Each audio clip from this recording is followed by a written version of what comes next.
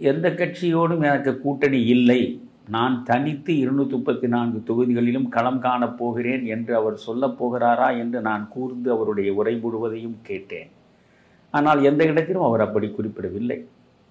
அவர் என்ன சொல்கிறார்? மதுரை கிழக்கா விஜய், மதுரை மேற்கா விஜய், மதுரை மத்திய தொகுதியா விஜய், மதுரை தெற்கா விஜய். அப்படி என்றால் என்ன? 234 தொகுதிகளிலும் நிற்கக்கூடிய வேட்பாளர்கள் விஜய் முகத்தை பார்த்து அவர்கள் நிற்கிறார்கள், நீங்கள் விஜய் முகத்தை பார்த்து வாக்களியுங்கள் என்று சொல்வதாகத்தான் அது பொருள்படும்.